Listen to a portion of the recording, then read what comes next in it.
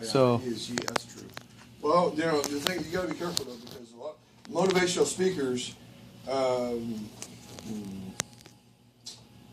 well, I mean, to a certain extent, they might be, too greedy and things like that, and they don't even know it. I've heard him. He's pretty good, and Well, I think he takes biblical principles. yeah, biblical principle. He expounds them. Yeah, he's not all bad. He's good. He's good. Yeah, and that's funny because he even says, he's like, people say, asking you shall receive. He's like, but a lot of people probably don't understand that actually God probably meant to ask intelligently, then you shall receive. That's what he said. Depends on what you're asking for too. Like if you're asking for money, you can't you got to know what you want. That was his point, is that you got to know what you want. You got to know what you want. Yeah, you got to know what you want. Right. Yeah, you can't just say, how can I win the $1 million lottery? Right. Yeah.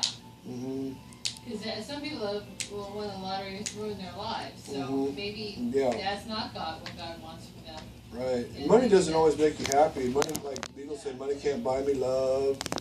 Money can't buy me love. Well, that's what sure the Beatles said. Yeah, it helps, but it's not the be all end all.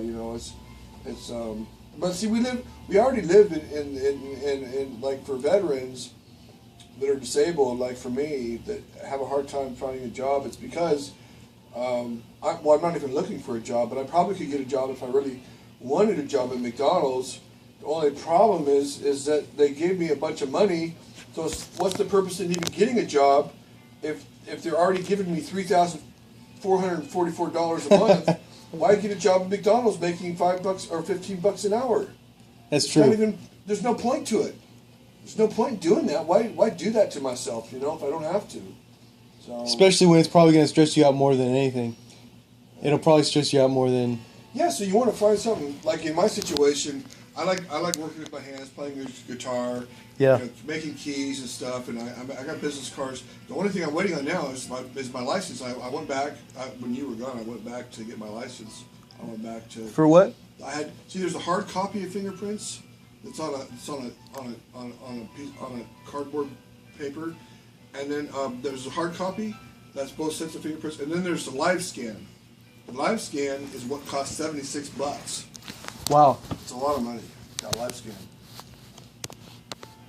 Live scan? Live scan, yeah. Live scan, yeah.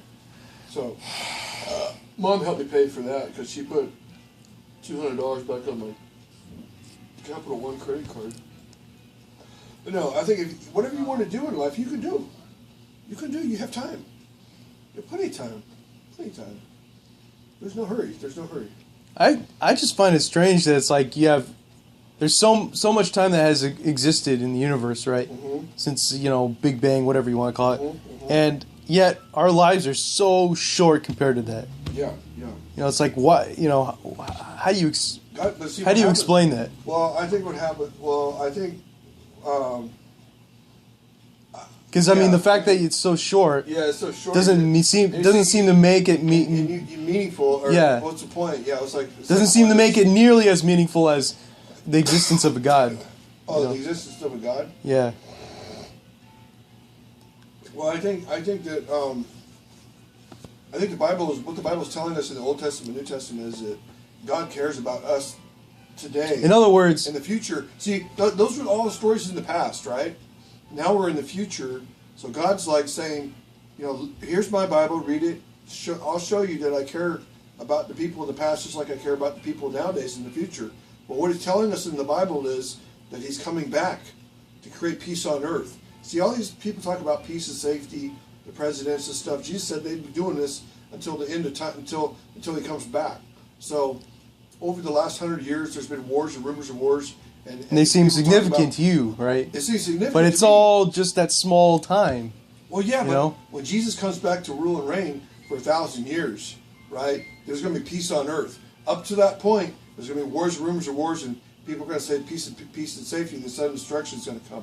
See, it's in the Bible. It's all there. It's all there. So you have to ask yourself, how, when that would make sense that there should be a point, right? Right. In my opinion, local to the time that we have compared to the time in the universe, there should be a point in which everything kind of should switch, and we should have more more abundance to us.